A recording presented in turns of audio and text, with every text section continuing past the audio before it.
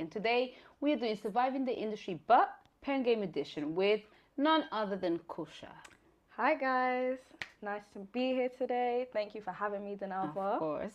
So let's get into it straight away. So I don't want to waste too much time. I want you to tell me in a summarized way, really, why are you here? Why did you decide to come and speak in our show, Surviving the Industry? What are you surviving? What's your story? Well, to put it plainly, I joined the platform and expressed that Candy, one of their contestants, had been harassing me from the period of March up until now, so that's 8 months. And when I would voice to them, hey, this is bothering me, hey, he won't leave me alone, etc., etc., nothing was done about it. And they have a duty of care, which I feel like wasn't fulfilled, and instead they kept giving me and creating this false sense of security. Okay. So a few things to unpack there. There's the fact that there's some sort of fallout with Candy, who is a contestant on Pengame as well. And then there is you approaching the platform that kind of brought you guys together in ways where you're working under the same umbrella. You approached them for some sort of support or for some sort of mediation to ensure that whatever was going on with you and Candy didn't blow out of proportion, which it looks like it did for about 8 months. Very much so, yeah. Okay. And then it seems like the end result of you reaching out to Pengame or to the management of Pengame was basically pointless because they didn't really step in at all. Exactly. I know that definitely they did not step in because I also have been kind of keeping up with this conversation. Obviously, the Pengame has been recently involved with, you know, the whole scandal with Ginger J and kind of firing him, getting rid of him because of all these things. So I've been seeing a lot more about the Pengame, including also seeing that very recently Margs, who is maybe like more a manager top guy or co-founder, I guess, of the Pengame. Co-founder / host. Okay, co-founder / host of the Pengame. He's still kind of talking about Ginger J and on the No Behavior podcast. And I then watched the video and I saw you were mentioned. You were mentioned, and you were mentioned in a light where we'll uncover this, actually. For those of you who have not watched the video, please make sure that you do. But we're going to uncover this so that you can hear the story straight from the horse's mouth instead of an interpretation from somebody that has an image to protect and therefore is likely to kind of paint the story to be slightly different to favor him. Okay, so we're going to go into it. First and foremost, I want to know from you kind of your story with Pengame. How did you get into Pengame? How long were you there for? You know, how was Pengame before the whole thing kind of blew up in your face? Yeah, so I joined Pengame because I'd seen a video of a person called the Ryan battling. And that's basically, where I kind of like started watching a few videos. And I thought, you know what, like this would be fun, little side quest. Didn't see too many women. I thought, let me go and rep the girlies. Of course. So I joined, was put in the group chat not long after I had my battle. And I would say between then and when I started having some issues, I did notice they sort of, I don't know how to put it, but there was a few theatrics going around it. But initially I thought, okay, no one seems to really have an opinion or much to say, so maybe this is just what the environment is like in the battle rap industry. And I assumed that I just wasn't aware, or I'm just not used to this. So let me take you back. You said something. So before things went wrong towards you personally, you'd already noticed certain things that you thought a little bit off key. Yeah. Okay. Kind of like what? So, where do I start? So certain comments that were made in the group chat and certain arguments that were had in the group chat sort of made me raise an eyebrow. Okay. As well, there was quite a bit of like arguments between people, and even the platform basically tried to create a problem between me and a girl called Prinley, who's on the platform. Okay, yes. And we never actually had an issue, really and truly, but it was more so they were saying one thing to me and another to her. Okay. So sort of create an issue. Yes, which obviously then will cause you guys to be more ferocious against each other on the battle. Exactly. And then the numbers will come up. So there's already kind of an environment of toxicity where they're kind of willing to do that, put people against each other and things like this. Okay. Until we finally spoke that we realized, okay, actually you were told this, I was told this, we see what they're trying to do. Do you think that this is a view that other contestants would have of Pengame as well? Or do you think that maybe that's your opinion and everybody else thinks, oh no, this is sick, everybody's really nice? Or is this something that could be a general consensus? I think a general consensus, because even other artists that have left the platform have had this conversation with me and expressed to me, hey, by the way, I want you to know that I agree with this, or this happened to me, and basically informing me on things I wasn't aware of. Equally, when I was on the platform, the only people that were there was me, and not even when I joined. The platform went from having Renea, Rahika, Prinley, me, Cheeks, and Shabi, to now only having Shabi and Cheeks, I think. Okay, Yeah. so it went from having quite a large, not a large number, but significant representation of women to now basically only having two. So it went from 7 to 2. That's a huge decline. It is. What would you say from your observation, of course? Hopefully I'll have the chance to speak to some of the other girls. Ladies, if you were on Pengame and things went a bit wrong, please get at me, because I would love to know your story, okay? Only because I, as a female, understand how difficult it is to make it in this industry, especially because it is a male-driven industry, and then sometimes things can go wrong. And based on what I saw in terms of how the Pengame has handled your story, I can kind of see that there's potentially a kind of a discriminatory sort of environment there going on. And obviously, ladies, if you want to come out and speak out, feel free, but let's get back onto you. So why do you think there's been a decline, such a drastic decline of women representing the Pengame? Well, from what I've observed, even before, aside from my observation, what was explained to me was that the females prior, that there was, I forgot to mention Blazing as well. And what had been told to me is that there was basically a huge mistreatment of the women. And obviously, none of them have come forward to be vocal about their story. One is going to very, very soon. Okay. But yeah, so in terms of that, and then in terms of what I've seen in my experience, it's just not really taking us seriously and not really taking our concerns seriously. But with the men, very fast, very on it. And we just don't receive that same treatment. And supposedly girls are meant to be the ones that complain the most, but you'd be surprised. You would be surprised. Interesting. Yeah. Okay, so there's kind of, obviously, as much as I want to also see the negative side of things, I want to see the positive side of things. So once you joined Pengame, how was, your experience in your journey to kind of become a more respected and recognized rapper? Did it benefit you in any way? Did it push you up? How was your experience there? I would say initially, even my first battle. So my first battle, that was my first time sort of like performing in front of an audience, performing in front of people. Before that, I would just write like little diss tracks in my room and whatever. I think I posted maybe 1-2 TikToks. So yeah, that was my first time. Okay. And initially the reception was like, it was mixed, but it wasn't like I wasn't receiving hate or anything. Yeah. But then the comment section started to get very racist, extremely racist. And the contestant I battled as well was liking a lot of these, responding to a lot of these. And I thought, like, raised eyebrow, but maybe this is just within, I don't know, the battle rap thing of disrespect and etc. But aside from that, I'd say, even though I've had my issues with Pengame, it has allowed me to obviously come and showcase my talents and etc. etc.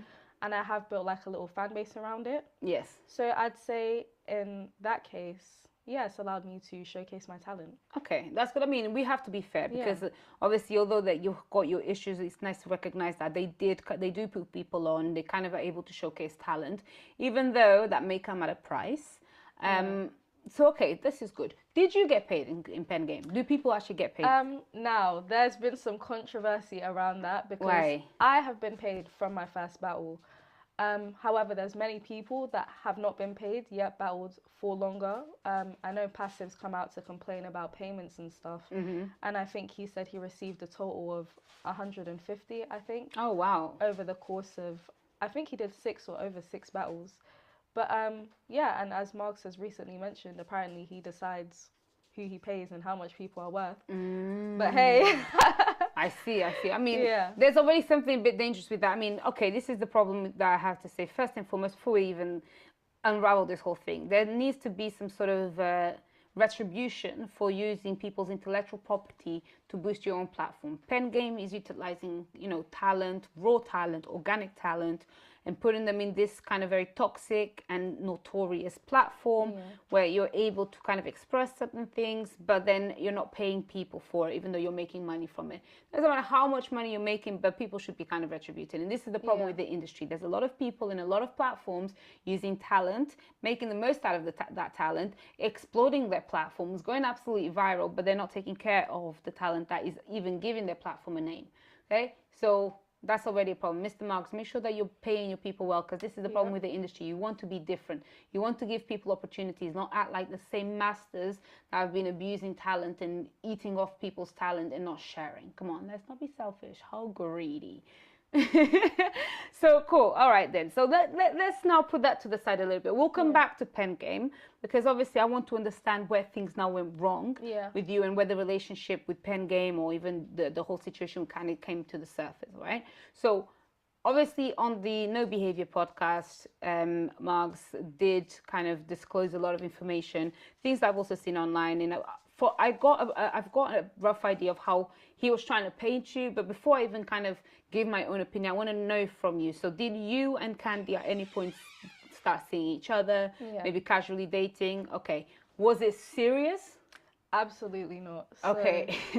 I'd stated that we started talking from 15th of October till the end of November. And there seems to be a lot of confusion for whatever reason, where he'd previously mentioned a 2-week trial, and so have I. And what I explained to him from the get-go is how I operate, so you get a 2-week trial. Depending on how this goes, we continue to talk or not, I will let you know. Okay. So he was like, okay, cool. Time passes, and I've let him know, hey, actually, I'm not really feeling this. Suddenly, this happened on 2 occasions. Suddenly, your mental health is really bad.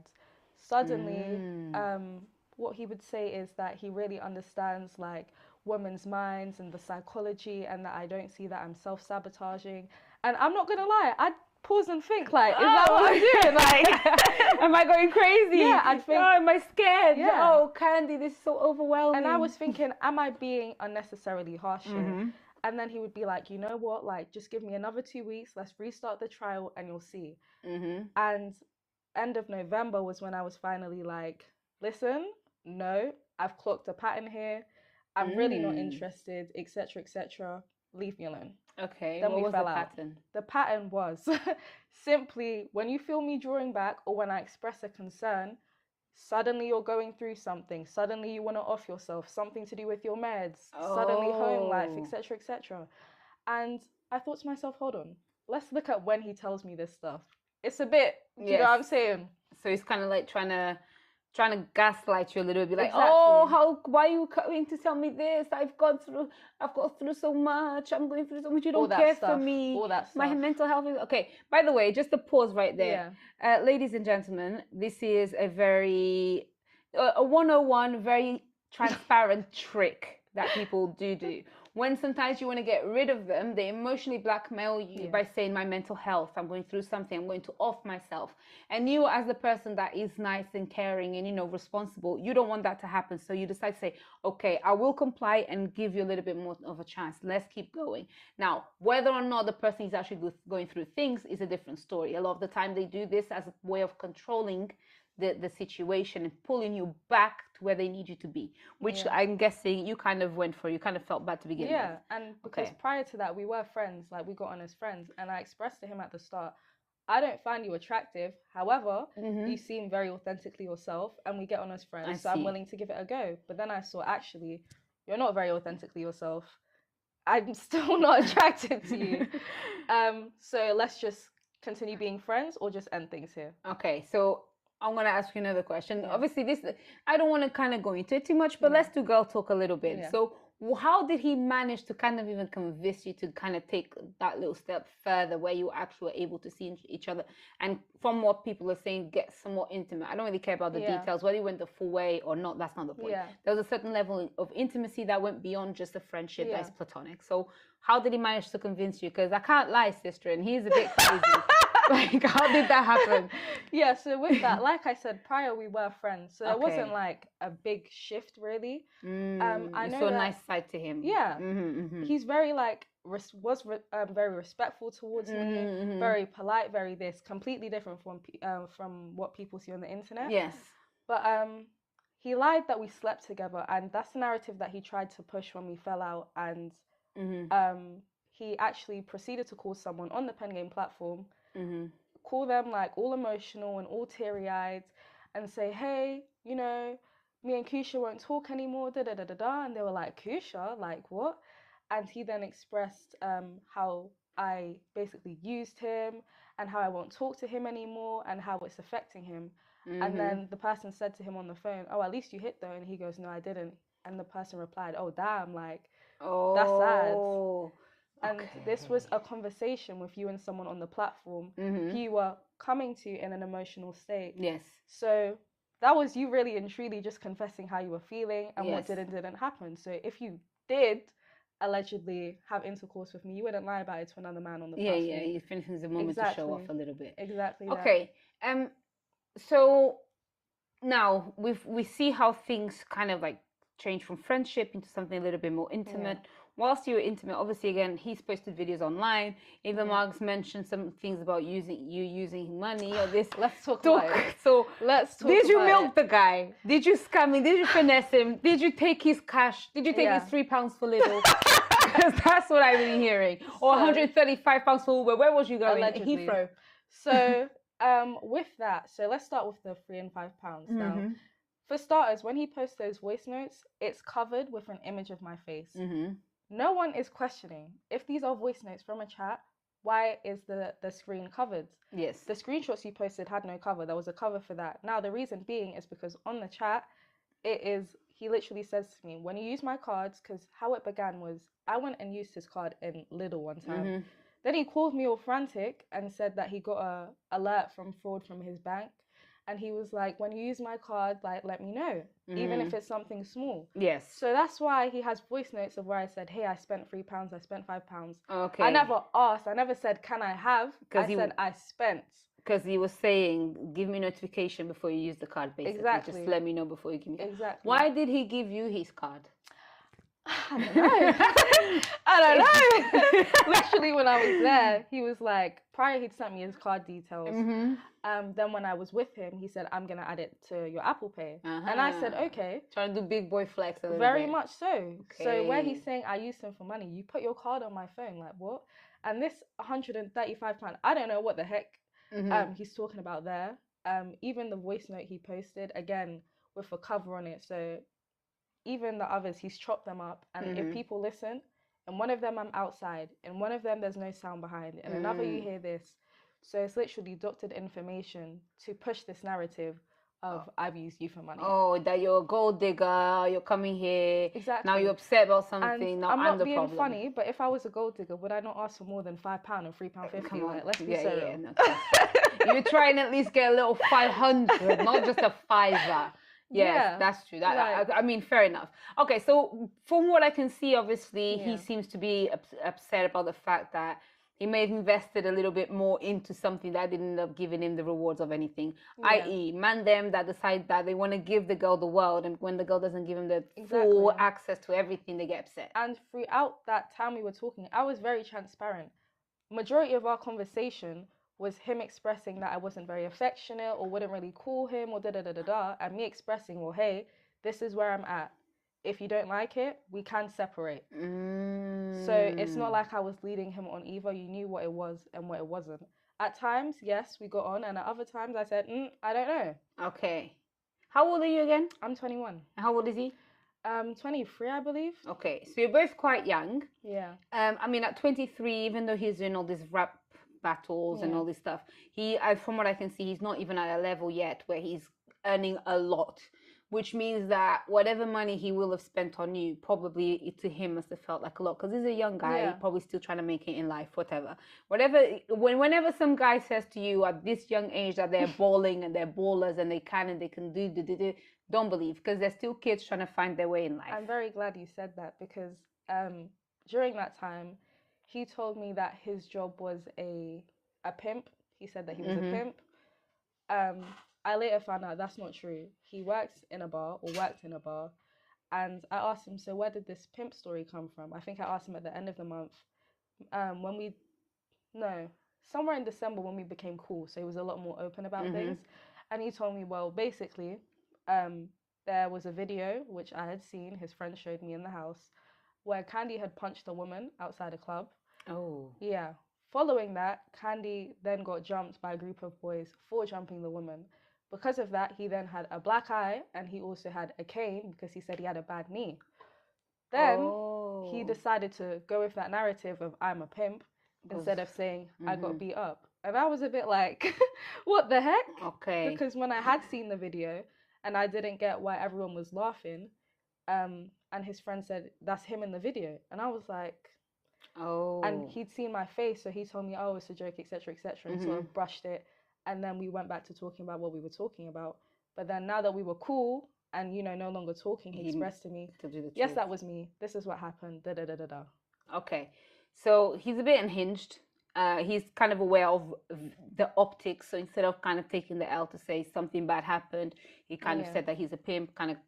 Is he Jamaican as well? Because let's go to that. Because since he's a pimp and he also claims to be Jamaican, I don't know. He's a bit too light for me to think he's Jamaican. I don't see a lot of.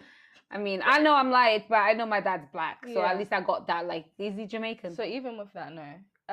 He's Pakistani and Irish. With the Jamaican, I asked him, and initially, again, when we were talking, he kept telling me, yeah, Jamaican. When we stopped, I said, okay, let's keep it real. I said, I'm not buying this Jamaican thing. Okay. And he expressed to me that he said it one time as like a joke. Yes. And that he then decided to stick with it. Prior, when I asked him, so how are you Jamaican? Oh, because my uncle and my auntie went there. And I said, but they weren't born there. So how does that make you Jamaican? Oh, because just waffle that didn't make sense. You see to the point where you're like, you know what, forget about it. Yeah, cute things that people do when they're trying to fit in, especially because obviously he's trying to make it within the black community, doing battle rap, kind of, he's amongst black people all the time. So having a little bit of a call for Jamaica would work. And also, let me tell you something, Jamaicans are so like racially ambiguous that there's people here that are like 1/4 Jamaican and they look absolutely white. So I see how we kind of try to push that and get away with it. Okay, so before you were intimate with Candy, he was respectful. During, he was a bit of an emotional blackmailing type of a guy, a bit, okay, he gave you some cash, like the little bit he could, he linked his card, so he wanted something with you. Was he liking you, or do you think he wanted to just link, as in he just wanted to get in your pants and duck? I think it was like, because he didn't get anything out of me, really. And you're still trying. Yeah, and hence why I thought, okay, clearly it can't be that because you're not getting that yet. You still want to talk to me. So I also think, I don't know, maybe mummy issues, because there was a few times where him and his mum, like, for example, I pulled him up a few times on the way that he spoke to her. Like calling her a slag, telling her to shut the fuck up, and I was like, "Whoa, what's He's going on here?" He's definitely not Jamaican. You can't do that in a Jamaican or even an African household. So and that's how we know. Whoa, what's going on here? Okay. He's like, "Oh, I just talked to her." I said, "No, not in front of me. You don't." Like, what the heck is that about? So he was a lot more mindful the times that I was there, which I think maybe like 3-4 occasions. And then aside from that, there was many times where he'd put on like a baby voice to talk to me, and I'd be like, Candy, like, you're a grown man, like, what are you doing? And he'd put on the baby voice and be like, oh, but you listen to me when I put my baby voice. And I was like, no, it's not that I'm listening to you, it's weird. I said, it's genuinely like off-putting, like, you're a grown man, stop. That was one of my major icks as well. Okay, obviously, I mean, this is the thing, okay? So the reason why I'm asking these questions is very, very important, because I want people to start understanding that when you are in an intimate position, in an intimate situation with a man, the way he presents himself is totally different to what people see. Oh, because, 1,000%. Of course, we're seeing Candy, we see him online, we see him in the Pengame, he's quite aggressive, quite unhinged, quite, all over the place. And by the sounds of things, then obviously he showed a completely different side to you, which kind of requires quite a lot of vulnerability for him to open up like that, to give you money that probably he does not have. Yeah. So cool. I understand why maybe when you broke it off with him, things may have not been fallen well with him because, you know, he probably got hurt. He understood, he realized that all his monetary investment was for nothing, and he must have felt like an absolute beta simp. Even that, let me add, I don't think it's like he lost a lot of money and he's like mourning over it, only because from what I've heard from other females, that there was one female he spoke to previously who he claimed as his girlfriend, and she said she was never his girlfriend. Okay. But my friend is her relative, and she let me know, oh, he linked his account to her phone too. Another girl, no, two other girls that reached out to me since me coming out have expressed to me, oh, he linked his cards to my phone too. I still have it on this app and this app. So clearly, you're not freaking struggling. Oh, that's just, I don't know. So that's kind of like his way of, kind of make his, you know, the man is meant to be the provider. So he's falling up to the stereotype of like, yeah, I'll provide for you. He's trying to already kind of create that image or that, you know, that style of like, you know how uncles or how, you know, sugar daddies do it. I'll give you my card, baby. Okay, so it's a good flex. He's trying to flex muscle a little bit, a bit of money and all these things. But that didn't buy the full love from you. We're not fully interested. Absolutely not. And I'm guessing that when you guys break it off, what was his reaction when you said to him, like, no, I'm done, this is it? How did he react? I can't remember what he said verbatim, but he had a bit of an outburst on the phone and he said something out of pocket. So I was like, okay, this conversation's done, ended the call. Then I didn't speak to him. I literally didn't speak to him. And another narrative he tried to push was that I was jealous of him and his girlfriend, and that's why I did all of this, and that I'm bitter. And with the girlfriend, like, I couldn't care less. Like, I literally asked you to leave me alone. I couldn't care less. But what I do remember is that there was an event in December. I think I heard Margs kind of mentioning this, that he said there was another guy that came after you and Candy had stopped, and Candy got upset. There's another one. Spill the tea. So what happened on that day was he'd come with a girl and he was telling everyone, this is my girlfriend, this is my girlfriend. And I thought, okay, I know that's not your girlfriend. I know you're obviously her. And I also don't care. So so trying to rub it in your face a little bit. That's my new thing. You're the old thing of the past. Look at me with a new girl. And I thought, you know, I don't think anything of it. I thought she's a pretty girl. Did she look like you a little bit, or she totally different? She was black. Yeah, she was black. Like my complexion. She had like looks, like fake looks. But yeah, so then when we became like cool again in December, which was following a battle. You and him became cool again after after you guys broke it off. Yeah. Okay. In December, where he asked to speak to me after we had a battle, and he came to me, and he was like, "Okay, I apologize for X, Y, and Z, and oh, by the way, the girl I brought, she's just my friend. I did it to make you jealous. She suggested it." And I said, bless him. And he was hurt. He was. And I said, I'm not mad at you for that. Like, I literally don't care. He was like, oh, you definitely did. I said, no, I didn't. Candy, I'm sorry. You're trying to play games. So no. Again, another pause here on the conversation. Let me just tell the people at home. Listen, when a girl decides to say bye to you, especially when she wasn't feeling you like that to begin with, even if you bring another girl, she's likely not to think anything of it because she's already probably moved on to speak to another person. She's already been icked out enough to not even consider any type of jealousy towards you. So sometimes don't even play those games. The best game you can play with a girl that you kind of wanted to pay attention to is just ignore her completely. Act like she doesn't exist, so she'll be confused, thinking, why don't I exist? Not bring another girl and then tell her, by the way, she wasn't my girlfriend. I was doing it to kind of make you jealous. Cool. But it's kind of cute. Candy, I have to say, it's good to hear about your more vulnerable and emotional side. I'm happy that you managed to bring that out of him somehow. You know, it's important. You know, men need to be aware of their emotional vulnerabilities, right? Cool. So he brought that girl. You guys will go again in December. Yeah. So then how did you guys fall out yet again? So following December, where was it? Oh yeah, so this was around February, I believe. Pengame had made an edit with me and another contestant called Karma, and in the battle they tried to make it look like they tried to make it look like we were flirty chemistry, like, oh my god, Karma's so attractive, I forgot my bars, whatever. Okay. And initially me and Karma spoke about it. We were like, let's run with it, like, let's troll a little. Yes. And during that time me and Candy were friends, but between December and then, I had called him out a few times because he kept overstepping boundaries where we'd agreed with friends. I made it clear with friends. He was trying to call me babe, baby. Oh, he was trying to be too familiar just because you guys had some sort of intimacy before. Now he still wanted to keep it going instead of just leaving it. Exactly that. I see what you mean. So I called him out on it a few times. And then, then he sees this thing with Karma and he calls me about it. And at this point, it's not like, we're not talking every day. It's more like here and there. And he would sometimes make up fake scenarios to call me as well. And I started to realize, like, one time he told me that Pengame, there's a clause in the Pengame contract where they have access to all our music and own our rights for XYZ amount of time, and just on a random one. And I was like, I don't see that. He said, no, you're not understanding the clause, etc., etc. But I'm gonna get my lawyer to look.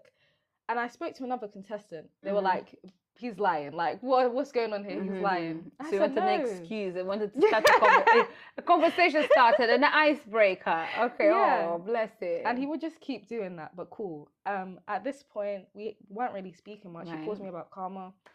And then he's like, oh, small talk. Oh, what, is Karma your boyfriend now? I said, yeah. Ends the call.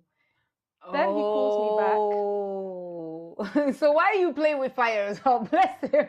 You're playing with his emotions, but saying, yes, that's my boyfriend. Knowing fully what he did. But then at the same time, don't forget, guys, she's just retributing the favor because he already tried to make her feel jealous with his friend to say that's his girlfriend. So she played the same game, but he didn't handle it how you did. And you know what? This wasn't even a jealousy thing. Like, I troll a lot. Anyone who knows me knows I play a lot. And at this point, it'd been December, January, February, like 3 months. Yeah, it's been a while. Like friends. What I keep saying. So he calls me back and he was like, yeah, I shouldn't have done that. I said, listen, first of all, me and Karma aren't together. But if we were, it would be none of your business. Exactly. Because what I've clarified and expressed to you is we're friends. You seem to say you understand that. I said, right now you're showing me you don't. So he said he was sorry, followed me back. And I was like, you unfollowed me too? Like, yeah, I was like, you're sassy, bro. You're sassy. Oh. So this is when Marks was saying that he was upset, or was there like any moment where you, Karma, and Candy was kind of in the same room together? Yeah, so I think not long after there was a battle. And I don't think I heard from Candy much between then and the battle or whatever. But on that day, me and Karma weren't like, we didn't come together, but we were just, I don't know. There was obviously moments where we were standing next to each other or talking and he-ing. And yeah, so following that, me and Karma at some point did start dating, where we were both like, oh, like, I kind of like you. Oh, I kind of like you too. Let's stop the trolling and whatever. And then we just really kept it off the internet. Then we stopped at some point because I expressed that I didn't think we were, I thought we were no longer compatible. What was this problem? What was Karma's problem? You know what? I don't even want to get into that, only because I feel like I don't need to, in the sense of he's respected the fact that I've said it's done.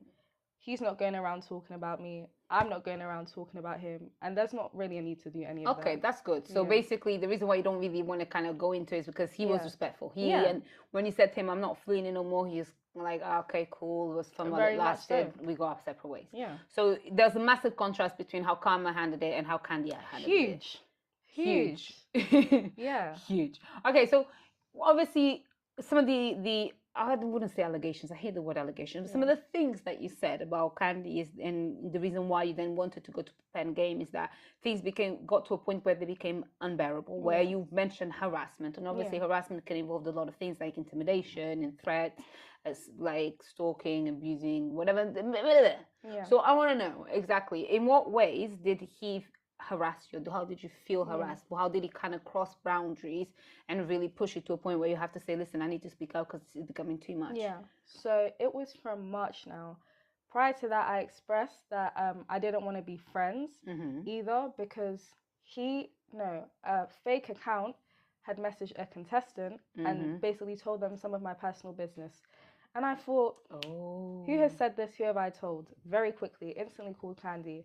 And this is following me expressing, boundary this, boundary that. Yes. So you've obviously felt away. So I've called him and I said, hey, did you tell this person X, Y, and Z? No, but I think my mum was in the background when we had the conversation. So I don't know if I said, let's be so real. Why would your mum in what world would she message the contestants? So I thought, for that waffle there alone, I know. Yeah, come on. Like, You've given yourself up a little bit by over-explaining. Question. So this situation happened after, like, you had been dating Karma? Or... at this point, we weren't dating. It was just like... the rumors. Yeah. Okay, so if it was him that divulged that information to the other contestant, it would have been potentially as a reaction to the fake love story between you and Karma. Question. Was Pengame aware of all of these things as they were happening? Like, was Pengame aware of the fact that you and Candy had dated? Were they aware of the fact that you guys then split up? Yeah. So they were aware of these things? They were, actually, because Candy would start in the group chat, and I think it was from March that Candy started, like, trying to provoke me in the group chat, trying to put certain allegations on my name and defame my character in the group chat. So they were aware of it.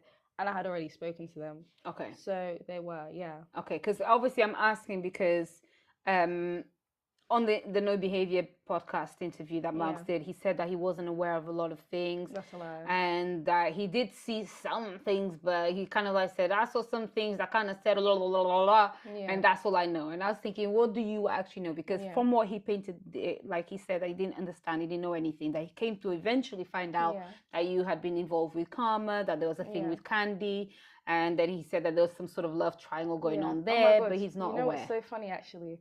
It just hit me that there was a podcast with Ginger J and Marks was in the room, and I don't remember who he was doing it with, but Ginger J made a joke, and he said, oh, I was busting joke with Cucha, and then Karma gave me the light skin stare, like, in between his dread, and was like, jokey. And Marks was in the back like, oh, they're dating. Whatever, I didn't know that. So from that day, you were made aware, actually. Prior to that, management, the team were aware from March. So that I was talking to Candy. So then what happened was there was an event. The event was on the 30th of March. And prior to this event, I'd expressed to him, because of all that kerfuffle in the group chat and all of that trying to defame my character and stuff, especially because whilst he was sending nasty messages in the group chat, him and both another contestant, who later expressed to me, I just wanted a battle, sorry. But he was messaging me and sending me voice notes saying, oh, you don't care about my feelings, etc., and expressed to me that the reason he did all of this is because I was ignoring the reason I did all of this was because you was ignoring me and you didn't want to talk to me. And then on the phone, I basically said, listen, I don't like you, but we can be civil. We're in the same workspace. Boom, bow, boom. And I thought, okay, we're both on the same page here. Following that, he comes to the event and he's like waving at me. And I'm looking around because I'm thinking, there's no way you think you can try to defame my character the way you did, calling contestants on Pengame to push this fake narrative of Cucha's a this and that and the third, and that we're going to be buddy-buddy. I expressed to you civil, and I don't like you. So if we don't need to talk, we don't have to. So I just didn't wave back. Time passes now, and I'm speaking with like the contestants on Pengame. We're like jokey, and he passes me and he goes, watch. And I said to Prin, Prin, do you hear that? She said, yeah, ignore it. At the end of the event, I'm going outside now, and one of our like content creator friends comes to me. He said, Cucha, Candy just came outside. He's asking all the men if they'd fuck you, if they have fucked you, and that he's fucked you. I said, pardon? Oh. So I've come outside and I've gone to Candy, and obviously I'm like literally 5'2". So I stood on like this little, I don't know what it's called. I stood on a little something. And I said, Candy, I said, stop lying on my name. He looked at me verbatim, and this is what he said verbatim. He said, no, I'm going to carry on. And then proceeds to talk to his friends. And I was like, have you lost your mind? So I start having a go at him. And what I'm basically saying is, stop talking about me. I don't have to speak to you, blah, blah, blah, etc., etc. He then starts shouting in my face and calling me a slag or this or that, to the point where Prinley's now tried to pull him back. The men on the platform are now separating it. Meanwhile, management is like just watching on the side. Ooh. Management is just watching. So he got heated in that moment? Very much so. Did you at that point, because obviously, again, this is important to stop, because when we talk about these things, a male's perspective is going to be, oh, they had a fallout, they had a domestic, that's what they call it, right? Yeah. You guys had an argument in front of people. But what they don't understand at this point is, like you said, you're petite, and you've got a man shouting in your face. So visually alone, and even in terms of physical kind of comparison, it's quite intimidating. Some of the people were saying that's why they ran to separate. They said it didn't look right. Okay. Yeah. So, and management had witnessed this in that moment. They were stood watching. Then, and was this a Pengame event, or was this an event that Pengame and people were invited to? No, it was a Pengame event. Okay, so within their event, their contestants had a situation that was quite heated. It was between one of the girls, you, and one of the boys, him. Both contestants. At this point, you were still in Pengame. Yeah.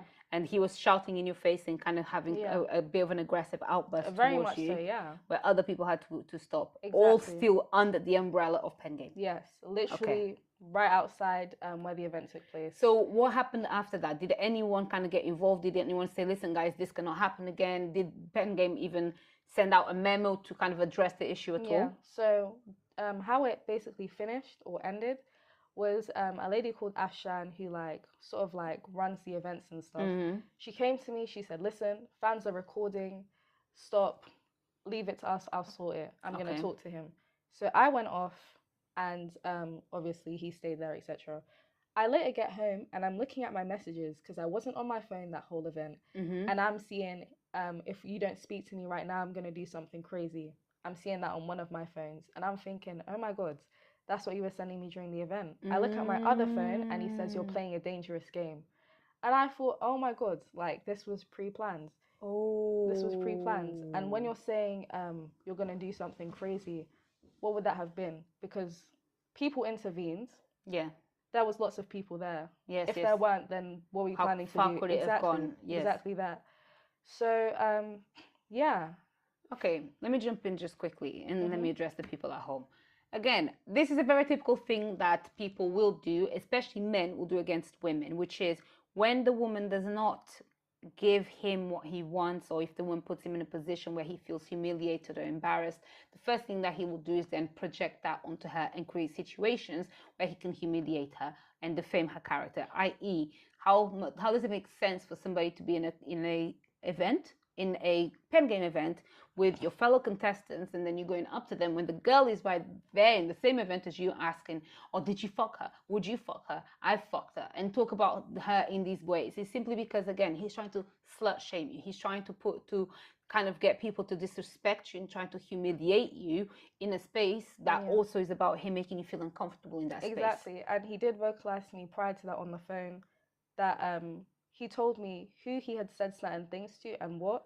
And he said, yeah, because you pissed me off or you weren't talking to me. And he said that was the only way to get my attention. A little spoiled brat. That's what he is. Very much so. Okay, fine. That makes sense. And let me just add as well. I then got a call from one of the contestants the next day, and they told me, hey, just so you know, people did have your back. All the men started having a go at Candy, saying that he couldn't speak to me like that, saying how he was acting was wrong. And then he said, oh, but she was rude. And they asked him, how was she rude? He said, oh, we agreed to be civil. She won't talk to me. She owes me a conversation. And they said, actually, she doesn't owe you shit. Oh. Yep. And IB Reels called him a bitch and cussed him. And later he messaged me and he let me know, hey, don't let anyone interfere with your energy. We all know he's weird, keep calm and basically all that stuff. Just telling me everything was going to be fine and reassuring me. That's nice. Yeah. And he's a fellow contestant as well. He is. Okay. And let me clarify as well. The people he's going to and asking these things, these are grown men. I'm aware that he's tried to push the narrative that I've been with half these people. And the names change every now and then. Yeah. But half the men on Pengame are grown. They have kids, they have baby mums, or they have families and da-da-da-da-da. Yeah. So even mixing my name with their name, it's very messy. Doing? It's weird. It's very weird. It is. It is very messy. It's very weird. So then eventually, what was the straw that brought the camel's back? What made you go to Pengame and say, listen, I'm done. This needs to stop. What made you go and approach the, leadership of the Pengame for support? It actually wasn't that I necessarily approached them. It was a case of I'd been coming to them between March and now because they said, hey, when something happens, send it to us. Show us this. Call us. Da-da-da-da-da. And I noticed that the few times I retaliated, which was on 2 occasions, I believe, called me straight away, oh, don't talk about Candy this, blah, blah, blah, trying to sweep everything under the rug. I'd come to them, what's actually being done about it? I don't think not anything, especially because he would just continue. And I noticed that I keep coming to you, you're doing nothing. On one occasion, he actually apologized to me. Someone from management apologized for how they came and how, they were being and how aggressive they were being, and express that they were just stressed from it and the situation and stuff. So cool. Then it got to the point where I thought, I keep coming to you guys, nothing is being done. Why am I gonna stay here? Like, this is not an environment that I like right now. And yeah, so I said I'm gonna leave. And at this point, we'd been given a new artist liaison called Jaws. And when I explained to him sort of why I want to leave and stuff, he was like, you know, leave it with me, and gave me this big speech on, like, I don't know, why I should stay in Pengame and stuff and whatever. So that's the first time I heard from Marks. What were some of the reasons that they said why you should stay in Pengame? They were like, oh, you want to be able to, like, win the Grammys and stuff and look out into the crowd and be able to thank Pengame. His other reason was like, brother, like, I can't lie. So basically selling your dream, saying, no, through us, you could be famous. This is a great opportunity. Quite literally. Quite literally. That was the line of the conversation. Did at any point they say or admit what Candy is doing is actually wrong? The woman, yes. I've had conversations with the woman and one man from that team who, and there's only one person from the Pengame team who has publicly supported me, and he put on his story that harassment is wrong, that defamation of character, that's harassment. Yes, it is. Not wanting to leave someone alone when they've asked you to is harassment. Yes, it is. And spreading false narratives and all of that. And he expressed that he's not supporting it whatsoever. Okay, that's good. And the woman, she would call me, and I remember just before I was about to leave, she expressed to me, hey, I'm coming to you as a woman, and I know it's not right and stuff. Like, she expressed to me that she's trying to do what she can. Yes. But at the end of the day, she's not the one in charge, you know. Exactly. It's so she can only do so much. And George. So following that, George said that he would sort it, leave it to him, and I get a call from Marks for the first time. Okay. Literally the first time we have ever spoken.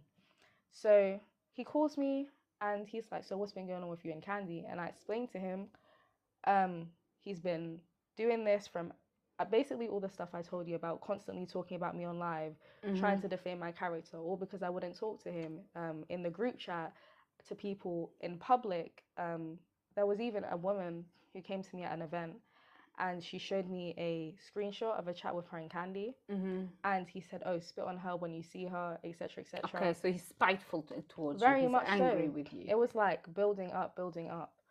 And I expressed to Marks, like, yeah, so because this and that has happened, and every time I'm coming to them, nothing's being done about it. So I'm going to leave.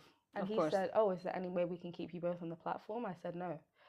So that was all he said, really. There was no sort of like empathy, compassion, no, are you okay? Was there any follow-up, like steps saying, okay, from now on, this is what I'm going to do, and this is how things are going to be happening?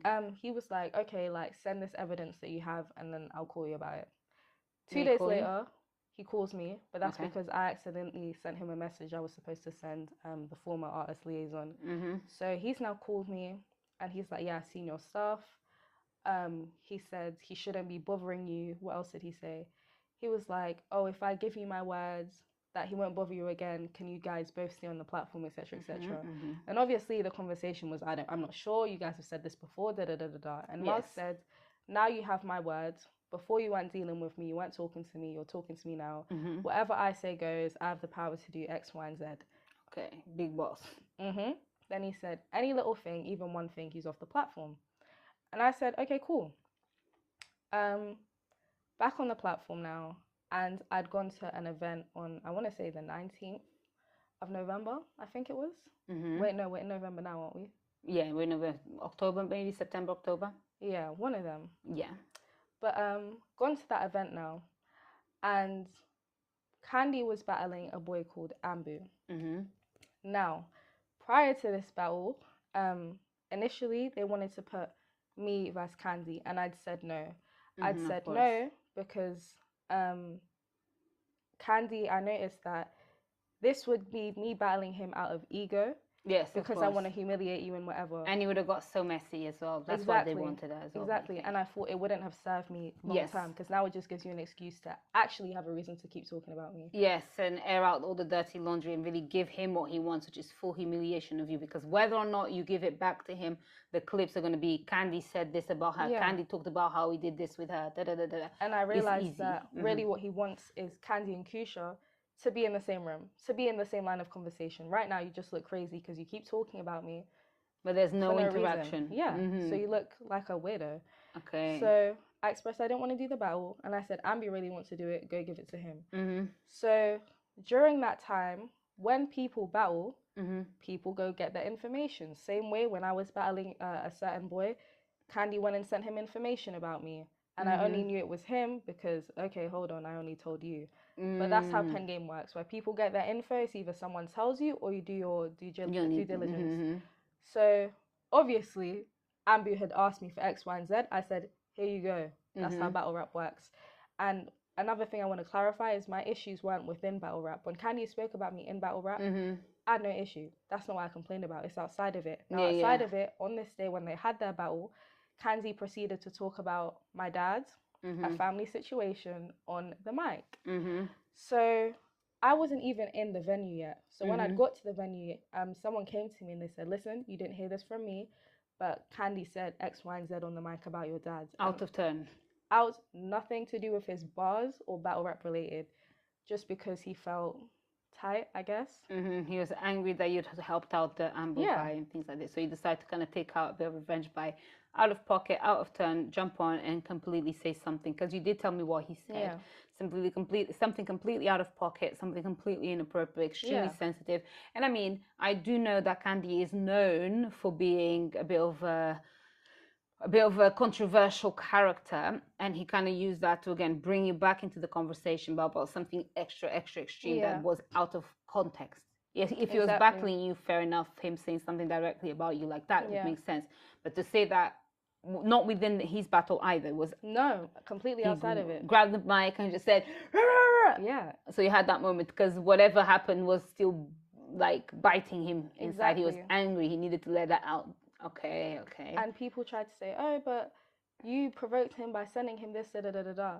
And even with the thing that the other boy mentioned, so prior to when me and Candy were supposed to battle, he actually briefly called me. And I said, what are you calling for? And he said, let me know what you don't want me to say. I'll let you know what I don't want you to say, just so we can avoid the whatever, because he said that he doesn't like the notion of being treated like a child. Okay. I said, quite simply, don't talk about this. He said, okay, don't talk about this. When our battle was now called off, I'm then seeing videos of him on live trying to talk about it and talking about it. I'm being told he's telling other people. So I'm thinking, oh, okay, well, since boundaries don't apply here, then tit for tat, really. Yeah. So, and he tried to say in his video that I spoke about his family and this and that. I never crossed any line until you did. And even then, I kept it within battle rap. Yeah. Whereas he's taking it outside. Exactly. Okay. Now, this is the thing that I'm going to add to this. Because obviously, I'm listening to your conversation. And I can see how somebody would then say, oh, but you give as good as you take, or you take as good as you give, or however the saying goes. Which is fair enough. I can understand that. However, now the problem for me, I think, comes down to the fact that before we even got to this battle between when you and Candy had your falling out and this battle, there have been a few situations, including that argument, including him talking about you to other people and kind of defaming your name, that were not great, which I would agree with you. That is basically him attempting to bully you. He's trying to isolate you from people, making you look bad. He's trying to kind of make you kind of disrespect you in other people's eyes by slut shaming you and things like this. Exactly. And kind of doing it in a quite of an aggressive way. Why do you think that Candy feels like he can do this sort of stuff? Because the reason why I ask you this, because a normal guy would be like, okay, I take the L, I acted like a simp, the girl didn't want me in the end, no matter how much I tried, and now I'm upset. And then on top of that, she went to go and be with somebody else that even hurt my ego further. But eventually you got to take your L's and keep it pushing. But he clearly did not do that. Why do you think he was comfortable enough to really kind of be so unhinged in how he was dealing with you, and in general with how he is as a person? I think multiple reasons. I'd say number one, he's being enabled. Being enabled by the people on the platform that are failing to call him out, and clearly his friends as well. Now, with Candy, he did express to me that if I was to come out and then speak about him or on the situation, that he was going to quote unquote ruin my career. And with that, he knows and he's expressed that he is someone who has racked up a lot of views for Pengame, that he is Pengame. So Pengame as well, they're also aware of, okay, Candy is quite literally your biggest asset. So removing him would mean removing a lot of money. So it's easier to keep things under wraps and sweep stuff under the rug than actually address him and address certain situations. Okay. Yeah. So just to clarify, what you're telling me is that you genuinely believe that because Candy is, I guess he's one of the superstars of Pengame, they are protecting him because he's a valuable asset, and they're willing to push you under the bus so that they don't kind of mess up their earnings, I guess. Exactly. Because he does rack in a lot of views. And again, I think this is, now we're going to go into a bit more of the dangerous side of things, because now we've kind of gone into your relationship with Candy, how things have gone wrong, and why it was a problem. Now let's go on to the side of Pengame and their responsibility to safeguard their contestants, because now I understand that in this situation, Pengame is saying that, oh, it's none of our business. They were at least from what Mom said, they were dating, we didn't know. Yeah. And then even the guy said, by the way, moving forward, please do put some clauses in the contract to say if there is any intimate relationship between contestants, Pengame must know. If you fail to tell us, you get kicked out, and stand by it, because it's a good way for you to protect yourselves. Because right now, you had a situation where two quite young people, I must say, Mark, you're like 40. I know that because I saw your birthday on some people's Instas this year, okay? You're 40. Yes. That means you're twice her age and nearly twice Candy's age as well. And you guys are young people navigating a whole new industry, or kind of navigate the whole kind of platform, the whole like a newfound sort of fame within that space.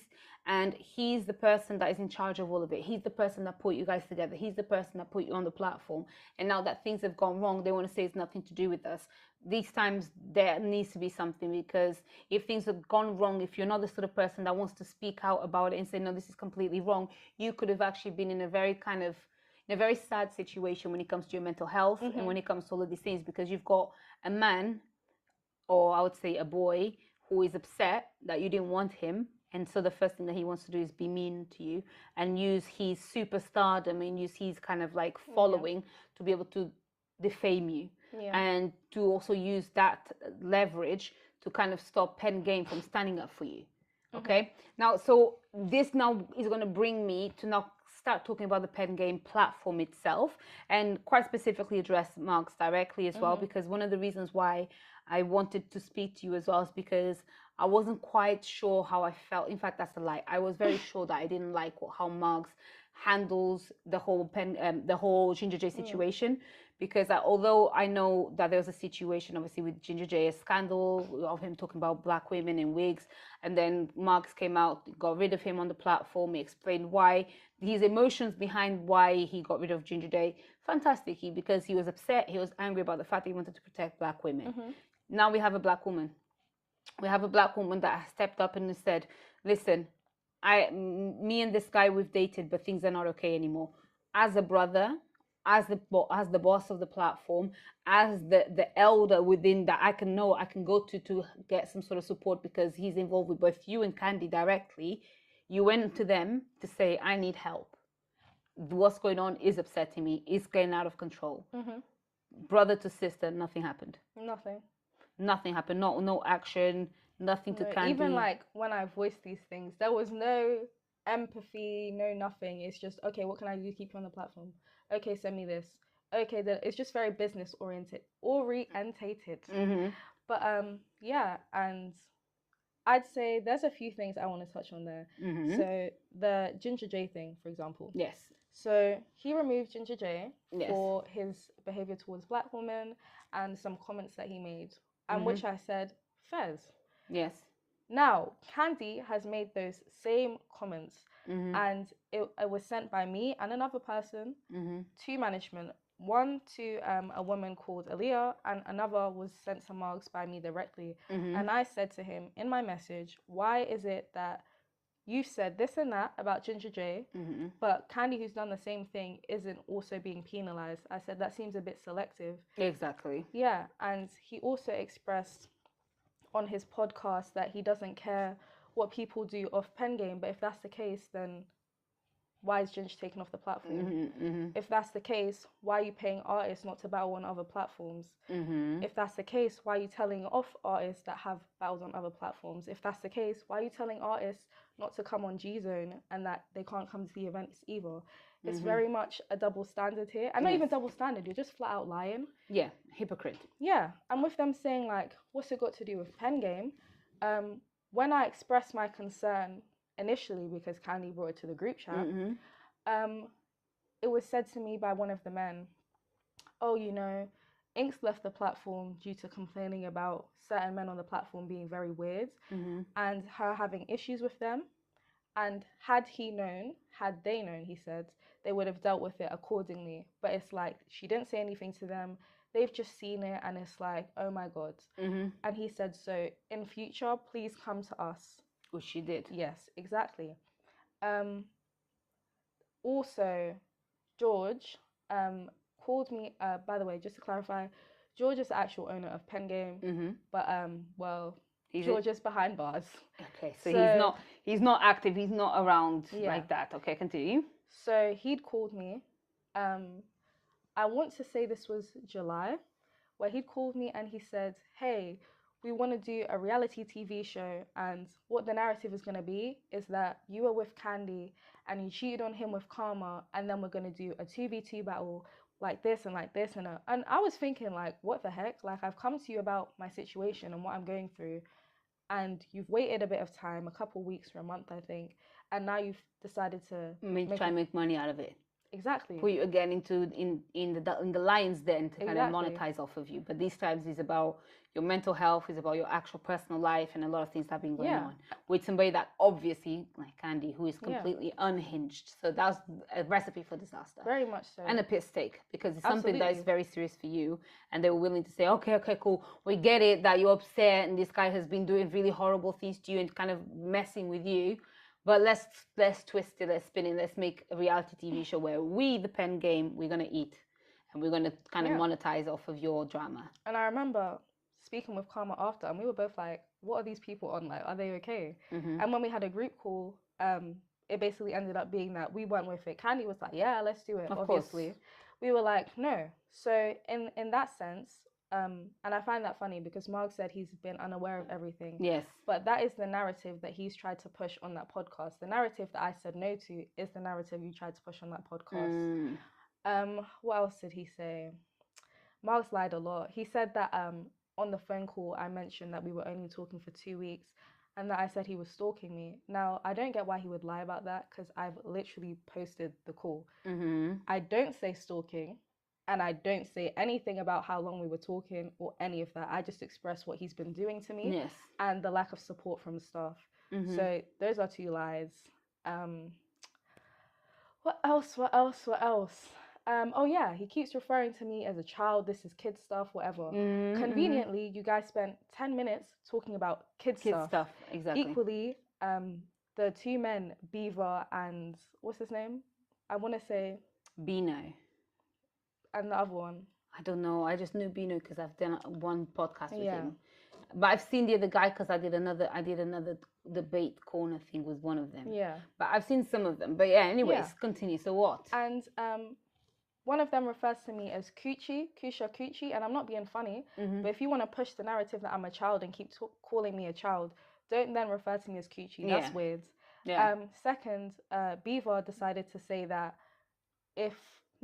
he said that I was ungrateful. He said that I should take down all my Pengame videos. And let me clarify, people are not coming to Pengame to watch Margs or the judges. They come there for the artists. So where they're saying, oh, no one knew who the artists were before Pengame and we should be grateful and blah, blah, blah.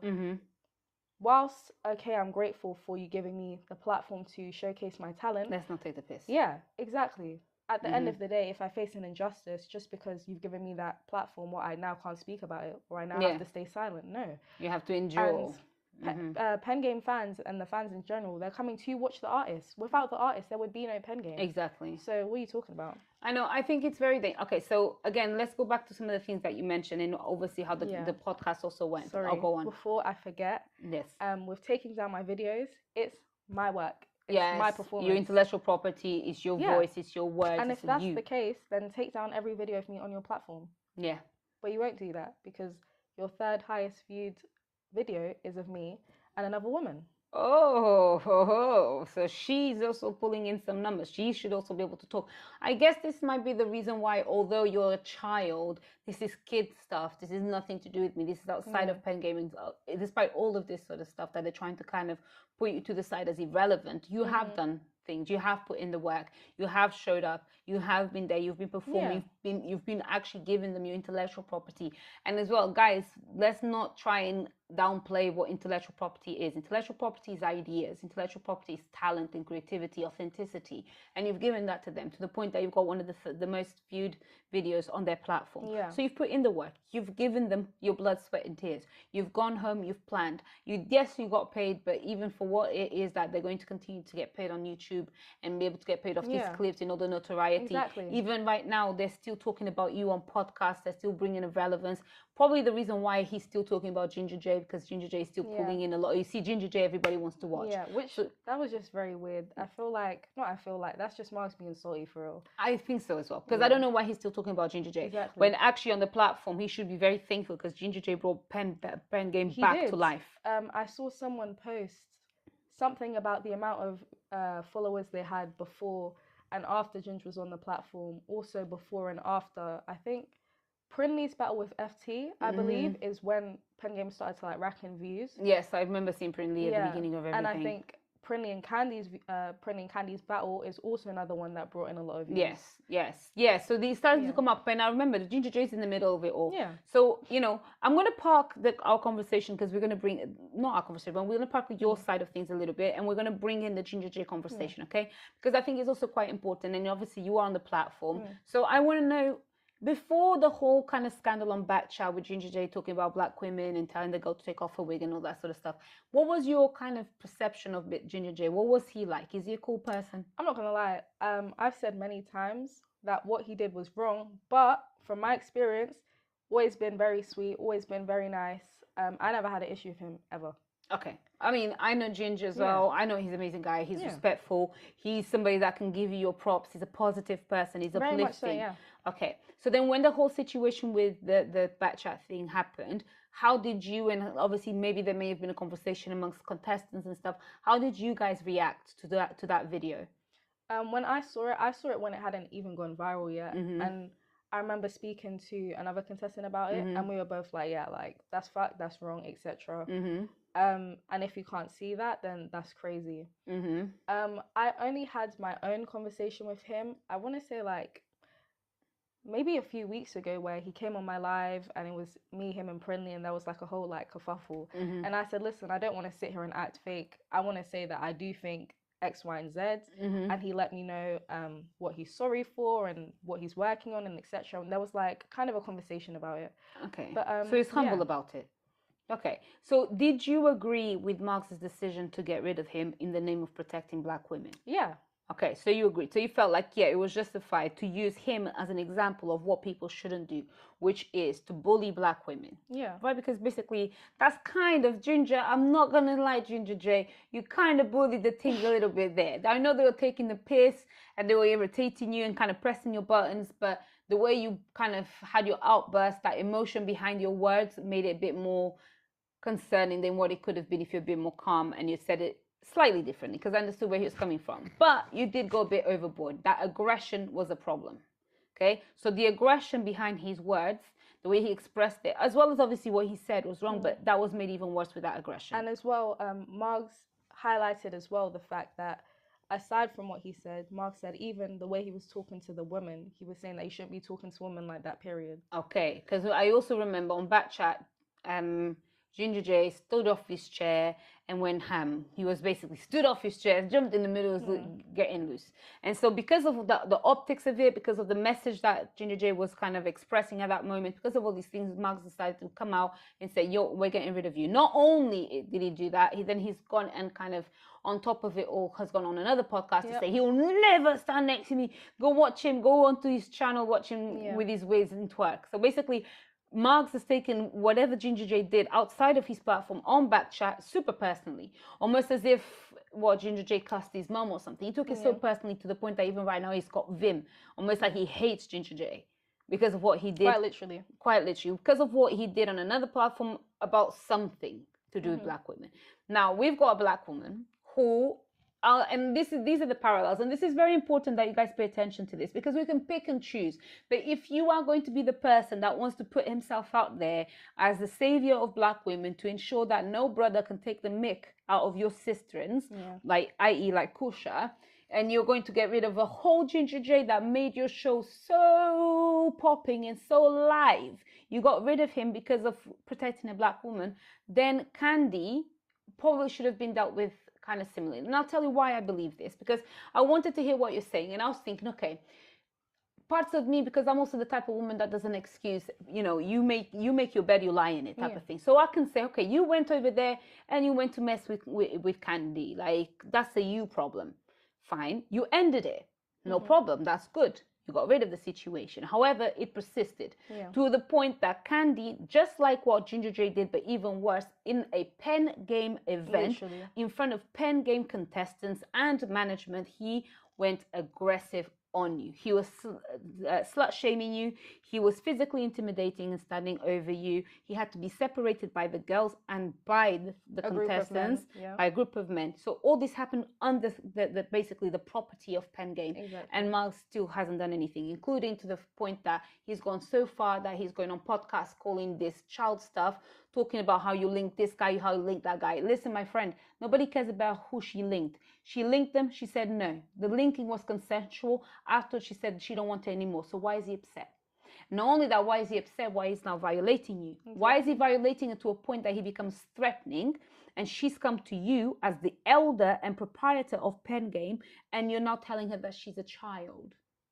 And it's like, even that, I'm not a child, young lady, if you really want to throw on titles. And at the end of the day, I'm your artist. You're his talent working under his platform. Exactly. You met Candy and you're only connected to Candy through that platform. Exactly. So realistically, what he has done is he really took it out of your hands. Because if he's not going to do anything about it, you're not going to be the moo that's going to be there taking abuse from somebody on his platform. So you're going to have to leave. And then he tried to say that something about contracts, and we're not on contracts, so he doesn't care what we do and what happens and etc. And then it said that, but Ginge was. That's a lie. None of us are contracted to Pengame. I'm not, and neither was Ginge. So that's a lie. And that's another thing, because people like to talk a lot about contracts, and we got this. If there truly was a contract, you would have had to have a certain conversation with Ginger J before you even put that announcement up, because you're under contractual agreement with him. Exactly. So you can't just decide to get rid of him. Yeah. Even if you do think that what he said brought your platform into disrepute, you'd still have to have certain conversations to negotiate the end of that contract. Yeah. But we're not ready for them conversations there. Why? Because by the looks of things, from what you're telling me, it seems like Pengame does not really have a structure of a business that is not only, structured nicely, where there's actually some good form and a good skeleton, but it's even worse because it doesn't protect the people that it uses to even be something. It's messy. It's very messy. It's very messy by the sound of things. And I believe that it's very messy for the fact that, again, this is the problem with the industry and the problem with the community. You build things that are great, but then you let them go to ruin because you don't protect your people. You don't protect your people, and you don't benefit your people. And what I mean by this is, again, bringing back certain conversations that we've had. Obviously, we've had a bit of a conversation outside of this. I've spoken to you. I've spoken to Prinley as well. I want to now bring another cherry on top of this cake that we've built, where he doesn't give a damn about a young child or a young sister that is on this platform who's decided to take a step forward into her talent, who's given her actual soul to Pengame, in the sense that you're there performing and giving your things. He didn't want to protect you. Now, is this an experience that is just you? Now, I'm glad you asked that, because it's not just me that's experienced this. Okay. But I'm the only woman, I want to say only person, to really come out and publicly speak on it in depth and to this level. Equally, with my white counterparts, this wasn't the case. And I'm saying white just to highlight that is really the only difference between me and the other two females. Explain. Like I said, with Inks, they said, hey, we weren't aware, da-da-da-da-da. Had we known, would have been sorry. But with that, you know, she's already gone, etc. But Shabi was added to the group chat, and two Mads and both Candy started just hurling like insults at her, making fun of her music. Is she white? She is white. Okay. And just like taking the piss, which was really just being disrespectful, unprovoked. George then comes into the group chat and calls them out for it. I think prior to that, someone from management also made a comment. And he's like, how dare you talk to her like this? You don't even know her, etc., etc. And then removes two Mads and then tells Candy that he's on his final warning. And I'm thinking, hold on. Oh, so for Snow Bunny, they're willing to do the full, you know, HR memo to say we do not condone this sort of behavior. And I thought, but when it's me constantly being disrespected in here, you guys aren't doing anything. The most they've done is deleted every message or told people not to speak on it privately. More so, not because, you know, for my benefit, but because certain things are said that might make you look bad, or etc., etc., where I'm talking about management and stuff. But yeah, and you instantly remove someone because they were violating, being disrespectful. Okay. And also, now I'll tell you, the way that they're going to try and defend this is they're going to say, yeah, but she wasn't dealing with any one of them intimately. She wasn't seeing any of them or anything like this. Even before they knew that me and Candy were, quote unquote, dealing with each other, it became apparent after he brought a certain like ruckus to the group chat, and then we spoke about it. But even when that was happening, why was nothing said? Equally, another man on the platform would do the same thing. And he recently came to me and apologized and said that it was just because he wanted a battle. He didn't know all of this was going on. So it's okay to bully you. Exactly. It's okay to bully you, but it's not okay to bully somebody of lighter complexion. Okay, so there's a favoritism there when it comes to kind of the experience between the black female rappers and the white female rappers, where they see them, the white female rappers, as more vulnerable and needing more protection. Even, for example, Prinley and Inks had a battle, right? And how this battle ended was sort of like, Prinley gave her like a little push like within the battle rap thing, and then Inks sort of like stepped to her and was like, don't push me and whatever. And security held Prinley back, pulled her back, and then the battle sort of like, Prinley's round was finished, etc., etc. Now, really and truly though, if Inks was the one who stepped to her, why is security holding back Prinley, who hasn't even done anything yet? But nevertheless, following that, Inks was then performing at a Pengame event, and she was having a battle, I believe, with Grams that day, and they had told Prinley, hey, you're not allowed to come to the event because Inks doesn't want you to because she's scared, etc., etc. And they told her, don't come, you're not allowed to come. Prinley came anyway. Obviously. And she saw Inks, and Inks was like, hi babe, you're right, etc., etc. And Prin was like, yeah, why are you saying that you're scared of me? And she was like, I never said that, etc., etc. Then they had their little like kerfuffle or etc. I'm saying etc. a lot. But yeah, and when Inks expressed a concern about Prinley or expressed a certain fear or whatever, dealt with, suddenly Prinley's banned. Oh. She's banned from coming to the events. She's told off for how she's interacting with her. But bear in mind, it's a bit of a double standard here, because Inks was talking about Prinley on social media a lot. And when Prinley finally responded, she was further penalized for that. But I'm not going to lie, it took her a minute to respond. I saw the videos kept rolling. People kept trolling her. Oh, so she let it go for a while. She endured for a moment until she decided to finally bite back. And when she did bite back, Pengame did intervene, but against her, in the favor of the other girl. Exactly. Okay. What other situations have there been? So basically what you're telling me is that you don't believe that Pengame has the community's best interest because, okay, at least, okay, I'm not going to say that that's what you're saying. I'm going to tell you what I'm saying. Yeah. From what I'm observing, from what you're telling me, it's very easy to put two and two together. Number one, Candy, who is not Jamaican and is somebody that, again, I have to say, when I have watched his videos, when his videos have popped up on my timeline, I can only come up with a few conclusions. Number one, the guy is Number one, the guy is racist. Number two, he's tapped. He's unhinged. Yeah. He's just a very controversial person, willing to say anything and take it as far as possible to get the views. He kind of making fun of disabled people, saying very kind of on that blurry line, kind of racist comments. On the fence, yeah. On the fence, because I even saw, like, obviously I went through the Pengame Instagram, and I saw for Black History Month, the way that they decided to celebrate Black History Month and honor the culture was by using clips of Candy saying very, very controversial things in the context of black cussing, you know, which in my opinion, I'm just going to say, he was saying racist stuff.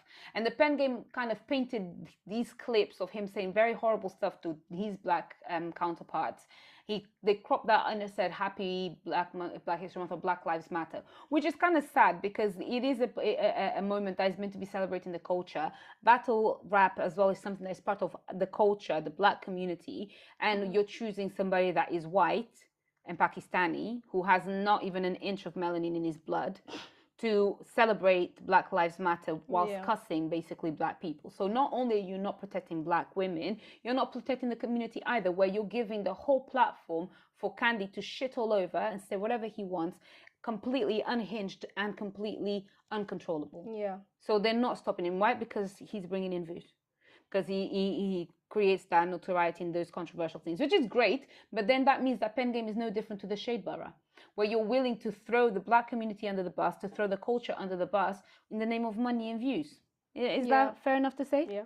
Okay, I think that's kind of fair to say. Yes. So what would you want, or what would you have expected? What would have been the ideal way that Margs should have handled the situation when you brought it to him for you to say, okay, cool, Pengame got my back? Did you want Candy to be completely gone, or did you want him to be reprimanded, given a very serious warning or some sort of kind of penalization, or what were you looking for? And I expressed to Margs prior to our conversation, I was called by the former artist liaison, who had said to me, hey, just so you know, I'm taking a step back, but my last course of action was removing him off the platform because his behavior is this and etc., etc. So please do stay on the platform. I think you're really good, etc., etc., and I'd love for you to stay. I said, oh, thank you. If that's the case, that's fine. Then obviously Margs was like, how can I keep you both on? And I think in those moments and in the final moment, I came to him and I expressed to him, hey, you told me this. What you're showing me right now is completely different. What are we doing here? I said, it's not about the battle. It's not about Ambu. It's not about battle rap. This is something outside of battle rap. And I promise you made to me and you gave me a word on that you're being very iffy on right now. And he said, oh, you know what? I hear it. Had he called me after even and we spoke about it, had he said, yeah, I'm aware that this, that, and just being honest, I think my thing is more so you're telling me one thing and doing another. Had you kept it a buck and said, hey, he brings us a lot of money, I'm not going to lie, we don't want to kick him off. That's fine. So we're going to have to find another way to handle this.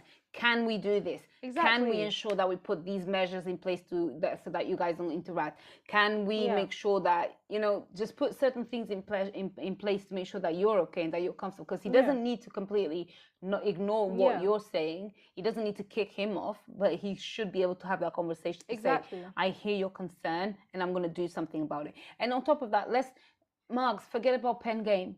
Forget about Pengame. As a man, the same man that got rid of Ginger J in the name of protection of black women, you as a black brother should be looking after your little sister. Against an unhinged, tapped white guy that's coming to be racist on your platform, to come be misogynistic on your platform, ableist on your platform, be it every single sort of discrimination and violation this guy is capable of doing on your platform, and you're not supporting anybody that is feeling some type of way about it, even if it is battle rap, because there has to be some sort of protection and safeguarding of your contestants, because otherwise then what you're doing, you're enslaving their talent for your benefit, and then pushing forward people that are appropriating themselves to the culture, including fake Jamaican people, i.e. Candy, who are then using your platform to put themselves on at the detriment of your community, of the women that in your platform, which is very sad. As an older man, as an elder of the community, you handled this quite disgustingly. Forget about whether or not they were sleeping together or they were kissing or they were linking or whatever the case. Your little sister came to you to tell you this guy is doing something to me. And you decide to say, yeah, we'll deal with it. But now instead of dealing with it, you're talking about it on podcasts. Exactly. You're talking about a young girl that is 21.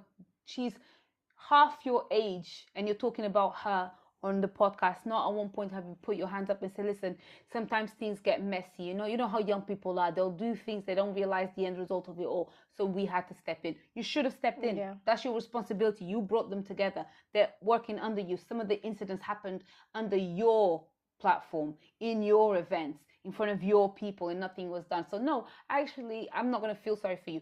In fact, with Candy, I can say Candy, he's unhealed. Definitely, he's got a few things to deal with. He's got certain insecurities. And even that's why he jumped with out. That, people are trying to, not people, he tried to push this bitter narrative, and I'm not bitter. I don't hate him or anything.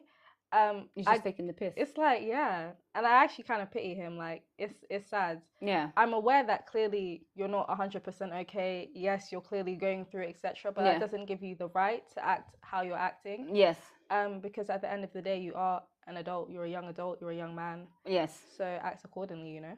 No, most definitely. Listen, we're going to round this up. I feel like we've spoken about a lot of the things, but there's a few things that I want to tell you, that I want to ask you to say your final thoughts and your final words. So when it comes to Candy, what would you say is his problem?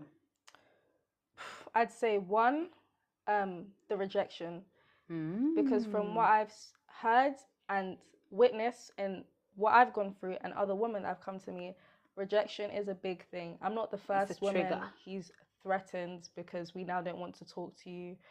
And I'm definitely not going to be the last. Number two, I'd say, I'm not sure what you'd call it, but like in his head, and what he keeps saying is that he's famous.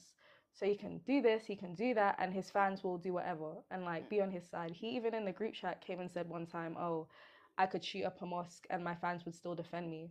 Okay. And we was thinking like what? Is no one going to call him out? He's a super narcissist in the making. Because he's enabled to do whatever he likes. Exactly. And I'd say as well, the people around him condoning it and not calling him out and enabling him. That's, I think, is my main three. Okay, so he's been enabled. He thinks he's quite famous, so he's going to his head. Yeah. The exposure. And he can't handle rejection. Yeah. Okay, fair enough. All of that put together does kind of explain Candy, and it explains how your problems with him have started. Same question, but towards Pengame. What are the problems with Pengame? What are the three things that are wrong with Pengame? I would say picky and choosy. Picky and choosy. If you're going to set a rule, set it for everyone. Not selective, because equally, men on the platform have had issues where when they complain about certain people who have been on the platform for longer, have bigger names, Pengame doesn't care about their situation. You did this to our favourite artist. You did this to the artist that makes us the most amount of money. We're cussing you. Yes. We're getting rid of you. Da-da-da-da-da. The clicky. Favoritism, yeah. So I'd say you can't be doing that if you're going to have a group of artists. Treat us all equally. Exactly. That's it. Number two, sorry, what was the first point I made? So it was picky and choosy. Picky and choosy. Duty of care, actually fulfill it. Like, actually look after your artist. So one of the roles of our artist liaison is to call us and check on our well-being and if we need anything and blah, blah, blah. I don't get the purpose of these calls if when being told I'm not okay or this is going on or that's going on, you're not doing anything about it or not taking it seriously. They're just going through the motions. So yeah, we have to care about their mental health. So just give them a call. Like, done this person. Are you suicidal? Yes, I am. Okay, no problem. Thank you. Next question. Exactly. Okay. But yeah. And then the number 3 problem. So picky and choosy, duty of care, actually fulfill it. And then finally. I don't know. I don't know how to break it into 3 points. Oh, I've got one. Selling out your culture in the name of views. Yes, actually. That's a big one. Because I've seen a lot of horrible things. I mean, I get that they want to battle rap shouldn't really be something that should be just kind of black, but the community is the one that's pushing it. And the thing is, they're very selective with, for example, now there's recently been a rule where you can't speak about dead people but why now? Because prior, when flipping, what's his name, Candy was chanting "Scams, his dad is dead," you didn't put that rule there. Prior, when Renee was on the platform and someone showed her address on a piece of paper, you didn't blur that out. Prior, when Ren's kids were shown on screen on multiple occasions, you didn't fix that. You didn't blur it. So it's very like selective. Oh, so when you step on the toes of the people that they rate, they're gonna go all like ballistic, ready to kind of stand up for them. But anybody else is whatever. Or who causes them a huge kerfuffle, like Blazin, for example. I was told that they told an artist, hey, talk about this, talk about that, a sensitive topic to her, outside of battle rap, just a freestyle, I think. And when she expressed, hey, what are you doing? Take it down. They didn't listen to her until she got her manager involved. And because of who he was, they were like, okay, let's take it down because we don't want problems with this person. Oh, so they don't respect the voice of the woman unless it's backed up by a man. Equally. Okay. When Prinny... Sounds a bit misogynist, right? It is very much so. Chauvinistic. Prinny had a little back and forth, not a back and forth, artist basically said that Prinny was shit or whatever. She's seen it and she said, cool, come clash me on Pengame. Pengame called Prinny, hey, we don't know who this guy knows in the industry, etc., so take it down. Don't say anything to him, take it down. Don't respond. So they're wishy-washy with how bad they think they are. They're wishy-washy with their rules, with their morals, exactly. I suppose. You know who else is wishy-washy? I want to speak about it very quickly. I've seen that Bouncer mention me in his video. What did he say in the video about you? Because I know he's been talking about the the culture and what's been happening. He referred to me, he keeps referring to me as that lady. You know who I am because you've liked comments under my post. You've obviously been on my page. Let's not act silly. Nevertheless, Bouncer's supposed to be neutral. He's supposed to just come and tell us the information and blah, blah, blah. However, you have clearly vocalized that you are biased towards Pengame and you and Marks are friends. Hence why he mentioned, that whole notion of the artist being ungrateful and this, that, and we should be grateful for Pengame, yada, yada, yada. At no point do you hold Marks accountable or speak about anything of actual substance here. Yeah, you're still very much just sticking on the Ginger J, which is the obvious conversation, and kind of like a little bit of Pengame, but not actually going now to kind of uncover the hypocrisy of all these people. Let me tell you, do you know how many people I saw jump up and be like, protect black women? When Ginger J came out and, did what he did. Yeah. These same people, I'm like, but I swear that you're the one that was cussing the sisters another time in a podcast, talking bad about this, talking bad about that, black women, black women, black women. And it's very selective. And really and truly, the only reason Pengame kicked off Ginge was because it went viral. Yeah. Had it stayed little and quiet, they would have laughed about it. Exactly. Mind you, though, I've seen Candy saying the same stuff as the Ginger exact J same thing on their platform in front of their cameras. And in that case, even when I sent Miles the video, I said, why the double standard here? He didn't mention that on his podcast. You said that the stuff I sent you was just, it wasn't, he said it was just relationship stuff. That's a lie. And what I'm not understanding is why lie when I've literally posted it. But this is the thing.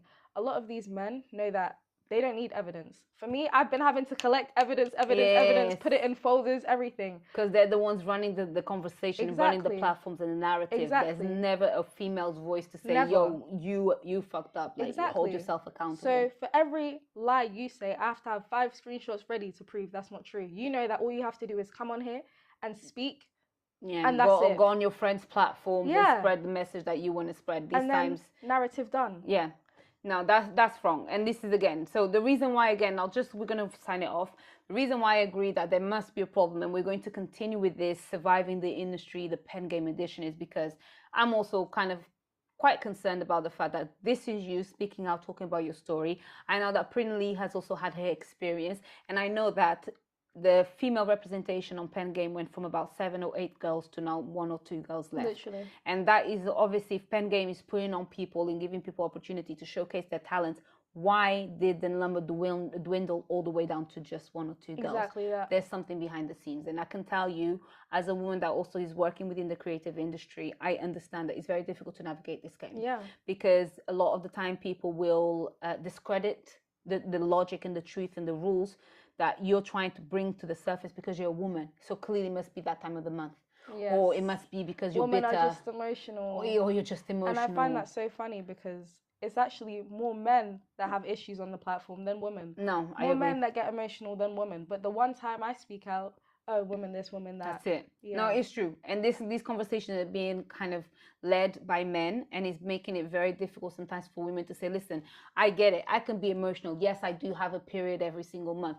Yes, I'm going through whatever I'm going through. Forget about it. Right now, we're going to deal with this. And the facts are, there's harassment. The facts are, I said this person stop. I've expressed my boundaries every single time that keep getting pushed. I've gone to people, I've gone to men, I've gone to people above me to ask for support, to ask for that help because I can't deal with this on my own. Exactly. And no one's doing anything about it, to the point that I had to shoot myself in the foot, leave a platform that was actually going to give me opportunities just in the name of my own self-protection and preservation. And that's very sad because you had to give up the pen game, not because you couldn't handle it, not because you couldn't do the battles, but because somebody was then taking things beyond an acceptable level. And it became a toxic environment. Yeah, and now you're a child. I want to clarify, someone on that podcast said that, Margs, and I think Beaver put in his 2 cents about how I've lied and it's been proven I've lied and etc. etc. I've not lied once, but nevertheless they said, oh, and then when women actually want to speak out about this stuff and actually go through it,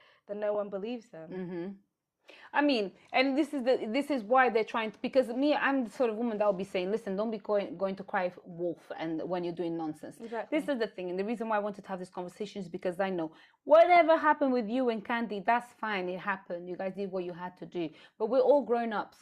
We're all grown-ups. We all know that you can be linking each other and then you can say, no, I don't want any more. It's not like you went to cheat on him. It's not like you lied to him. It's not like we were together for starters. You were trying something out. You're doing a thing. Fine. Yeah. But then eventually you said, I don't want it anymore. And it's not working out. And it ended. And it should have been there. But then he's got post-rejection anxiety, post-rejection jealousy, post-rejection a lot of things is moving nuts. And the man them want to continue to enable their friends, their boys that are simps and betas who cannot handle a woman the right way. They lose the woman, then they're upset. Yeah. He's upset because I got a feeling that he may feel like less of a man because he felt finessed, because he gave you things and he didn't get exactly what he wanted. Exactly. He didn't get you head over heels for him and, completely whipped. Yeah. He didn't get that, so he was mad. Fine, I get it. Marks, you fucked up. You need to protect your sister, especially your little sister, navigating this whole that is a little bit funny with men. It's okay if they had a thing going. You shouldn't use that as your excuse for not standing up for her and for not having the pen game as the platform that even brought them together, and where a lot of these things happened. You don't want to step in. That's wrong. You're not protecting your sister. Not only that, you're an elder of the community. And what are the elders for? To spread wisdom, to intervene when it's necessary. So it also shows that you as a platform and you as a leader have no culture and not really kind of community morals, which is very, very, very concerning given the fact that you were one of the first people to stand up with your chest held high to talk bad about Ginger J. When you've got a situation here with somebody that is not even from the community. At least Ginger J, who was cussing the women, he's black. This guy here is not even black, and he's in your platform running riot and doing nonsense and basically mentally, verbally, and cyber bullying and abusing, harassing your contestants that are on your platform. So yes, you do have a duty of care, especially if she's expressed it, but you did no action. So unfortunately, this is not good. And obviously, to kind of also bring up somebody that you mentioned, Bouncer, I hope that you take a moment to really call out the hypocrisy. You said you wanted a reset of the industry. This is where it starts. The reset of the industry comes when the platforms at the top stop thinking primarily with profit, because thinking of profit is what ruins everything. Stop selling out your culture so that you can get more views and more money from Candy. That's dead. Stop pitting men and women against each other on the battle so that you get more views, because your audience loves to see men and women fighting against each other. They're, like I said, Pengame and the Shade Borough are not very different at all. At all. Selling out the culture for their own benefit. It's very wrong. So I hope that you guys see this. And do you have anything else you'd want to say? On that point, actually, I don't watch Bounce's videos, but something that came up on my timeline was him calling out Zizi Mills for not speaking out about a situation because that was her friend. Equally, in this case, you're being a hypocrite. You've chosen to side with Pengame and side with the lady. Why? Because that's your friend. That is your friend. So it's preferential. It's like your morals sway depending on who it is that we're talking about. Exactly. Yeah. No, I'm very sad about that. I'm upset to hear this happening. Final question before you actually fully. I've been saying that we're gonna round it up for a minute, but I've got a few other. I've got one more question to ask you. Since this whole situation, since you've spoken now, obviously the enemy of my enemy is my friend. Has Ginger J reached out? Have you spoken to him? How's that going? Did he say anything? Has he spoken about it? You know what? Ginge is the only person who was in that management team that reached out to me, and I'd say reached out to me with no agenda. I know people would probably think, oh, it's because he's off Pengame and da-da-da-da-da. He didn't even mention Pengame, actually. He said, hey, Kush, I'm really sorry. I had no idea this was happening. When I was there, they like kept me out the loop. I wasn't involved in meetings, etc., etc. And yeah, had I known, I never would have allowed it. I never would have stood for it. And he told me, I'm in your corner. If you need anything, I've got you, etc., etc.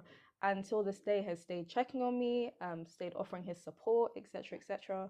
So yeah, and I didn't expect it. He even expressed to a contestant who I'm friends with and he's friends with. He was like, listen, I just saw this video, blah, blah, blah. I don't care if Cucha doesn't like me. I'm going to support her. That's nice. Yeah. Okay, so this is good. That really is how a true big brother in the community does act. Very much so. And I mean, he's starting his own platform called the G Zone. He is. I'm sure you've heard about that. Now that you're not on the Pengame, would you be willing to jump onto the op side? It's a possibility. It's a possibility. No, I'm joking.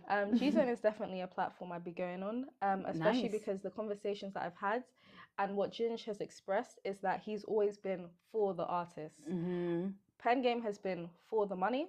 Ginge just thought, how can I help the artist, X, Y, and Z? And through the conversations I've had with him recently, I can tell that is the place where it's coming from. I like that. And that is a platform that I feel like aligns with me and that I could go on. Yeah, I think this is good. Yeah. And I hope that Ginger J kind of puts this one out with kind of restrictions and rules and limitations, because for a platform to actually be able to have long-lasting success, there needs to be some sort of boundaries and guidelines to operate within, because otherwise things will end up like this, where people just go overboard, where you've got Candy, who is basically selling very horrible and toxic things, when really, you know, if you sell your soul to the devil, don't expect it to go well at the end. You know, you're still going to end up in hell.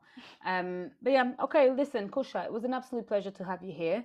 I hope to continue to see a lot of you. Yes. I'm glad that you spoke out. I'm glad that you were brave enough to kind of still face people and be like, yo, listen, I did link him. I linked the other guy too. You know, we had a thing, didn't want it, gave him a trial, got rid of him, and now he's pissed. And now he's pissed and he's doing the most, and Pengame are watching him do the most, and they're not stepping in, even though I've asked them for help, and they're still not helping. So they're liars because they don't protect Black women the way they said. Listen, screw you, Pengame, if you continue to play these games. Make sure we need to see you take some action, because for you to kind of just throw her problem under the rug by saying, no, she's a child, or they were linking, that is not the protection. That is actually where things go wrong, because she came to ask you for help before she even spoke out about the situation. She had to speak. Thank you. She had to speak out because you were doing nothing about it. She had to leave one of her dream journeys because you were doing nothing about it, for her own safety, for her own mental health. So, Mugs, you're messing up. Candy, you need to grow up. Rejection is okay. You're not a G just because you're linking your little £5 here and there to a girl's Apple Pay. You're a G when you can handle and get the tunes without having to pay for it. Come on now. Listen, any last words, my sister? Any last words? I'd say a few people have asked if I regret speaking out and stuff due to Candy's fan base.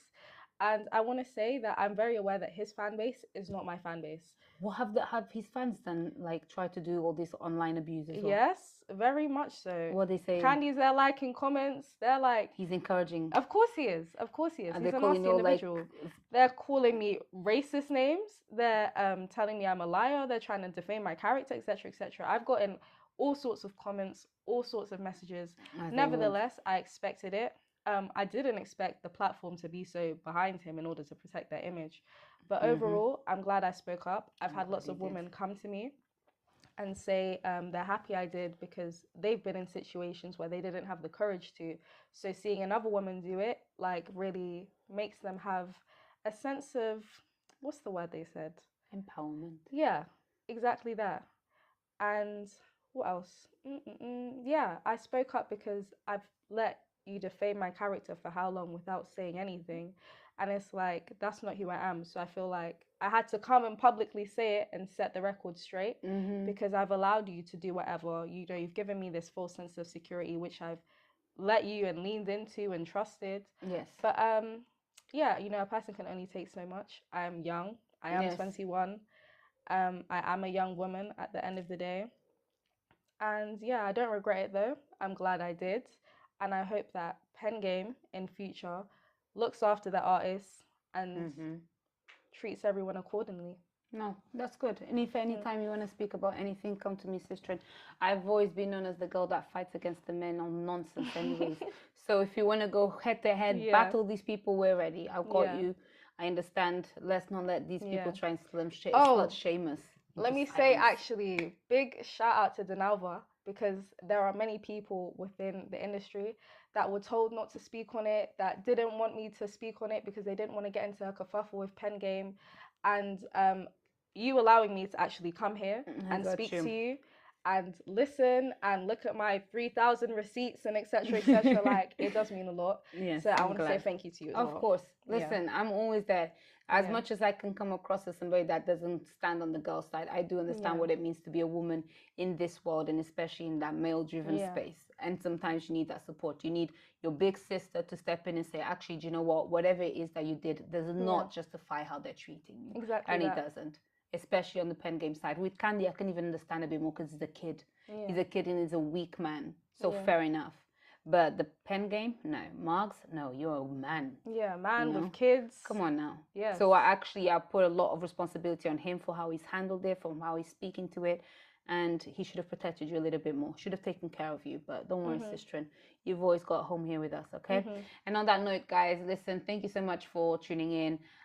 If you have any questions, if you have any thoughts, if there's any comments that you want to make, if you completely agree, if you think you're bad and you want to chat nonsense, please leave us a little comment, leave us a little like, share, subscribe, so that you never miss this. This is going to be a series that is going to be ongoing. I'm willing, because of what you said, Cucha, I'm wanting to now go and search for the little gems and for the girls that have actually been under this platform and have also been kind of hard done by. So surviving the industry, this is the Pengame edition. I'm Denalva. I've been joined by Cucha, and we're spilling the tea from now on. No filters. Besos.